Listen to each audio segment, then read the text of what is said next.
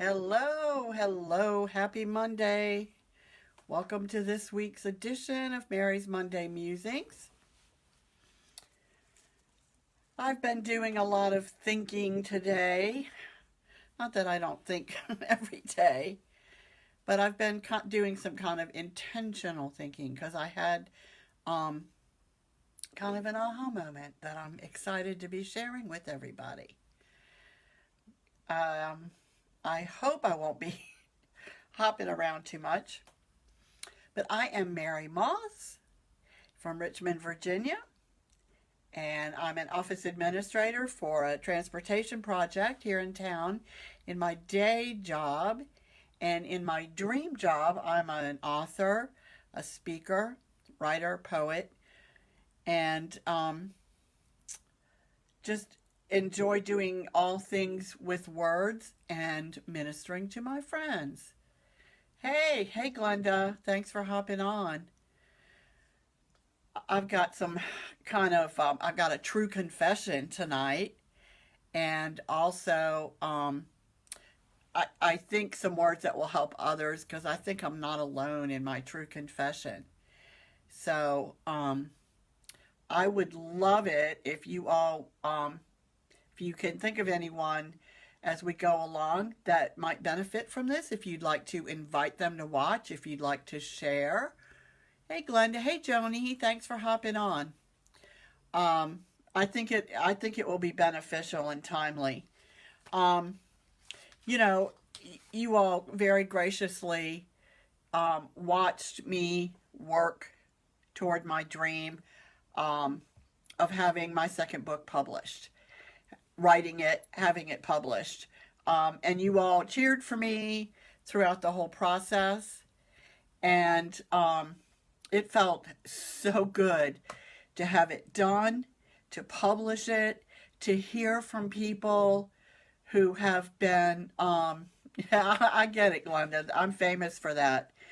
To hear from people who said, this really helped me, or I gave this book to one of my friends, I bought it for a family member. Hey, Tiki. And it really ministered to them in their grief. And that's what I wanted because the woman with the alabaster jar, my second book, does chronicle my journey through grief to find healing and hope, and I wanted to offer that healing and hope to others. And so I'm very grateful for the response that I've gotten from it. And I've been very fortunate because I've had the opportunity to do some interviews with people, a couple of print magazine interviews. A radio one is coming out Thursday. It will be live. Um, hey, Stacy. And I've done one author showcase at the library. I'm doing some book fairs between now and the end of the year, and it's all really super exciting. But the last couple weeks, I noticed I was getting a little, I don't want to say grumpy, but maybe just a little bit of like, oh, this is so hard. I can't believe I have to answer all these questions, you know? And it just, I just noticed that it was getting to be a habit. And over the weekend, I was just like really done with myself. So I thought about that today, and it was a beautiful day outside, and I really took advantage of the nice weather to spend some time just thinking about life and kind of connecting with God. And I realized a couple of things, realized more than a couple actually, but I realized that um, why am I complaining? I have exactly what I wanted every single day I was writing my book. I have exactly what I wanted. Why am I complaining? And how dare I complain? Because I have so many friends who are still struggling to write their book, to tell their story. And they would give anything to be this far along in the process. And so I had to kind of give myself a kick in the pants. I messaged one of my friends a little while ago and asked her if it would be offensive if I said I had to have a little come to Jesus meeting with myself. That's a term that I've used before, and it's not really sacrilegious. it just means that you really need to have, a little wake up call, and you need to remember what you're about and who you're about.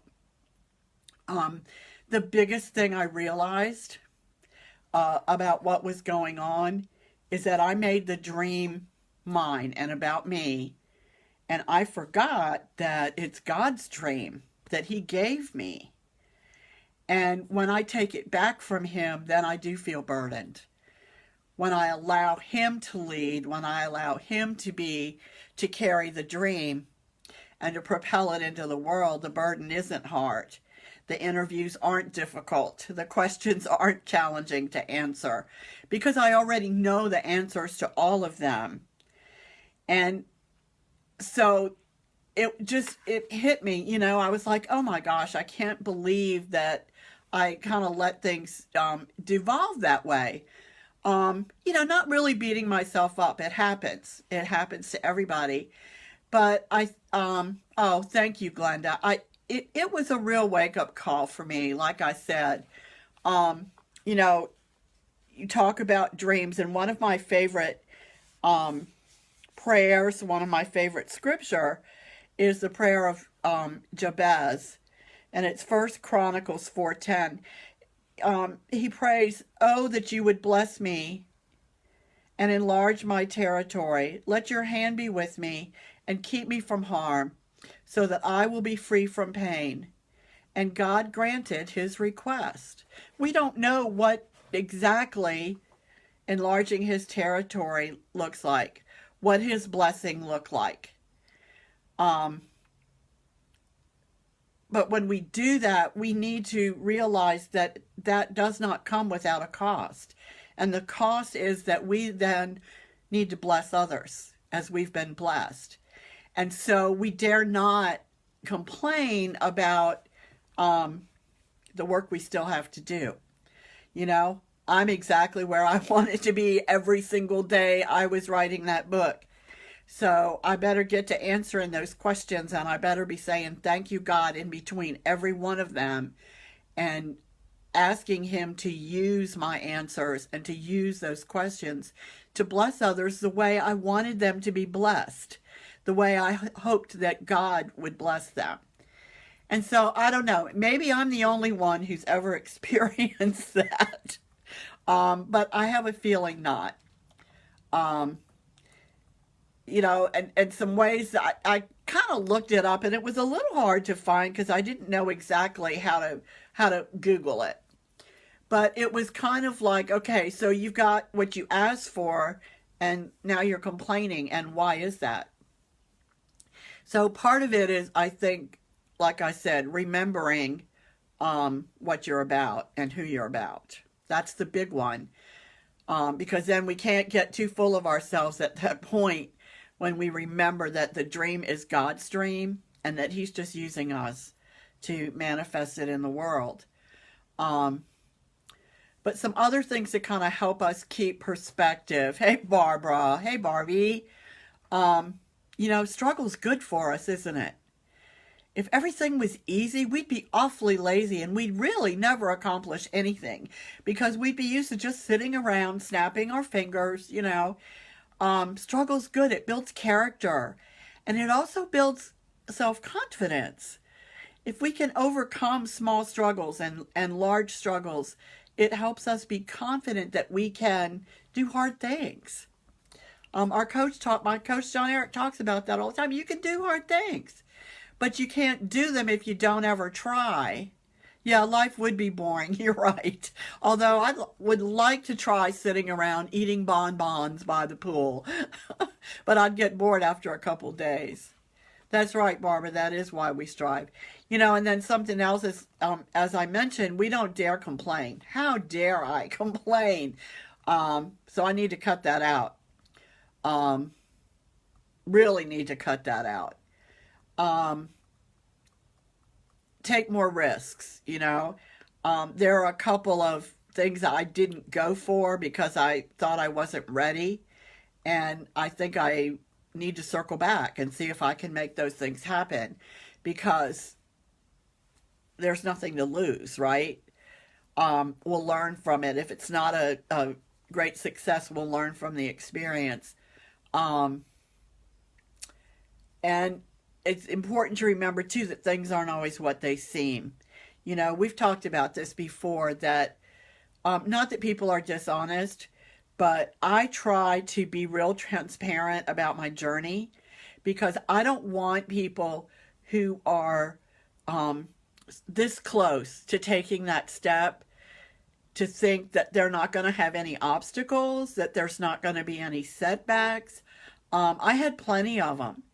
And, you know, I didn't handle all of them as well as I should have, but I handled them and I moved past them. I want people to know that so that when they do hit up against that obstacle, they don't give up before they even get started. There are a lot of them, but those build character and those make it that much sweeter at the end. Um, Another thing I realized I hadn't been doing was resting before I got tired.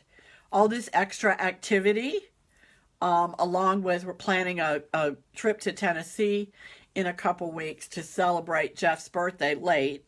And we have, you know, like 5 or 6 different stops we're going to make. So I'm having to get all those details together, and I'm trying to fit in all these book things, you know, trying to do all these things. There's a lot of busyness, and I need to look at that too and maybe calm that down a little bit.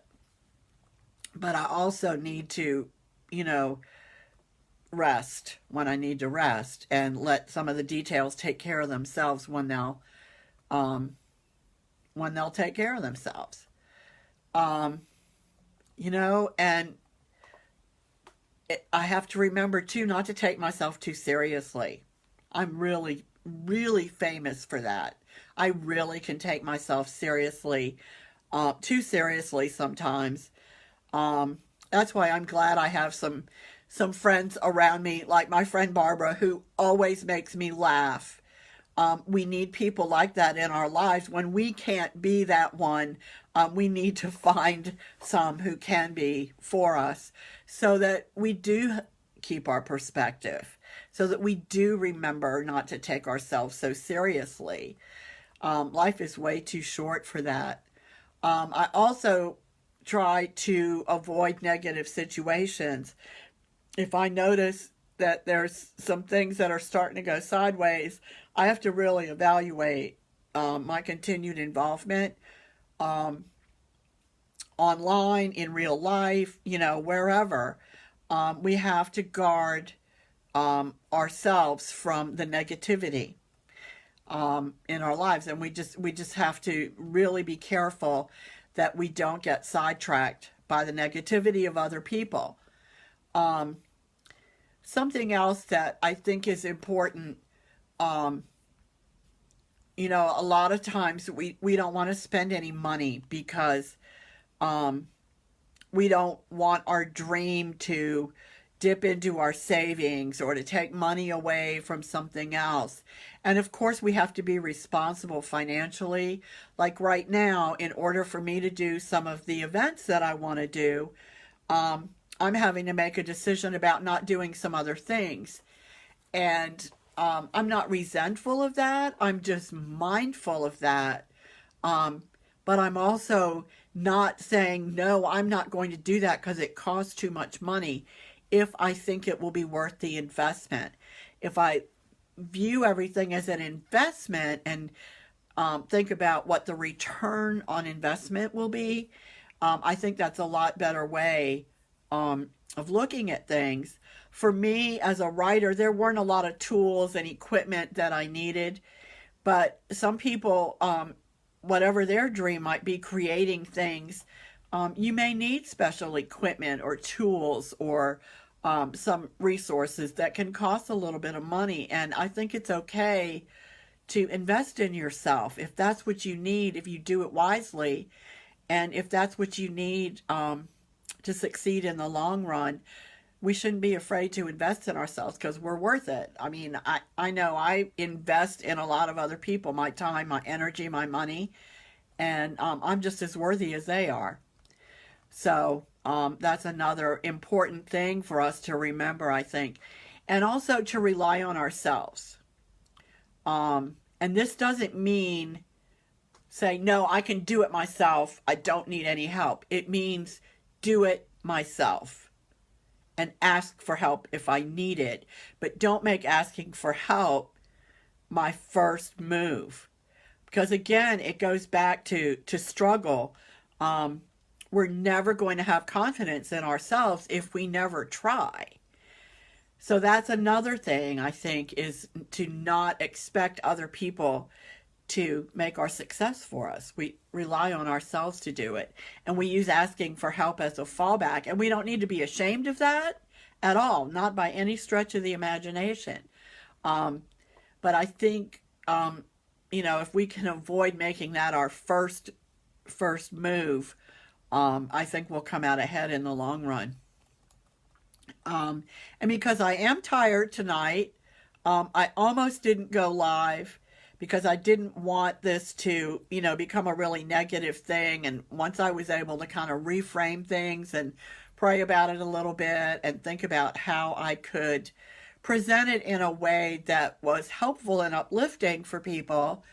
And once I started feeling better about my own situation, I just thought I wanted to take a few minutes to hop on here and share those little nuggets with you.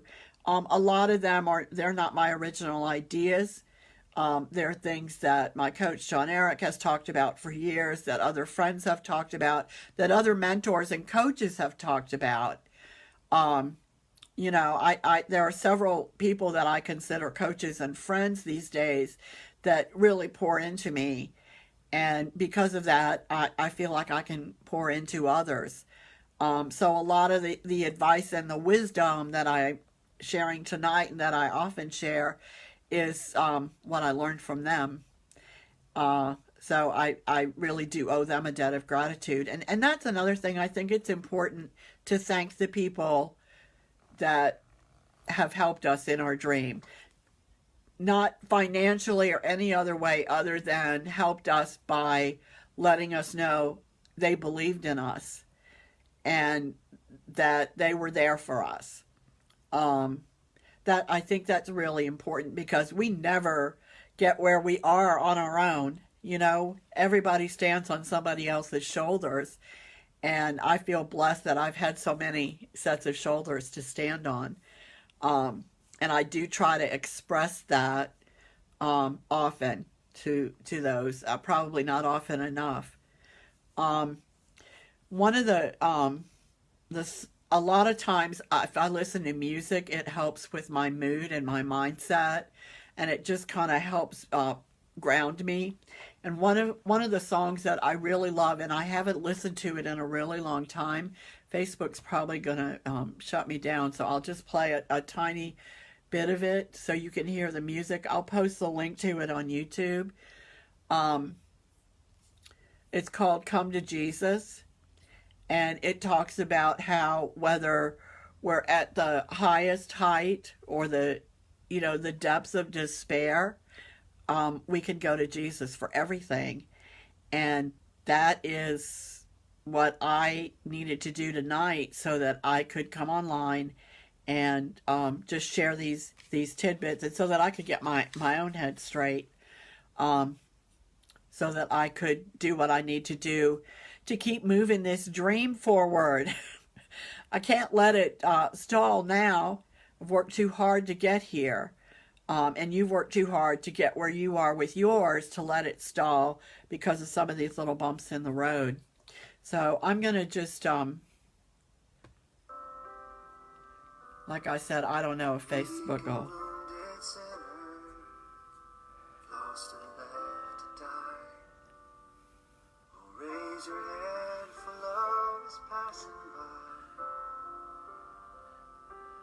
Come to Jesus. Come to Jesus. That's all I'm going to play just to give you a little taste of it. That's right, just keep swimming. But if you don't care, I will read a couple of the lyrics. And like I said, I hope you'll go out to YouTube. I'll post the link down here right after I go off. It's just a very comforting song. He said, now your burden's lifted and carried far away, and precious blood has washed away the stain. So sing to Jesus, sing to Jesus, sing to Jesus and live. Later on, he says, sometimes the way is lonely and steep and filled with pain. So if your sky is dark and pours the rain, then cry to Jesus. Cry to Jesus. I just think it's so beautiful, and I love his voice anyway. So that definitely helps. That's Chris Rice is the singer of that song. And this link has beautiful pictures with the music too. So I think it'll be worth a few minutes of your time to listen to that. So thanks so much for hopping on here tonight, for letting me self-disclose the error of my ways, and hope that you can benefit from my sharing that and the realizations of how I need to turn things back around. I hope you have a great Monday night. I will see you next week. Thanks.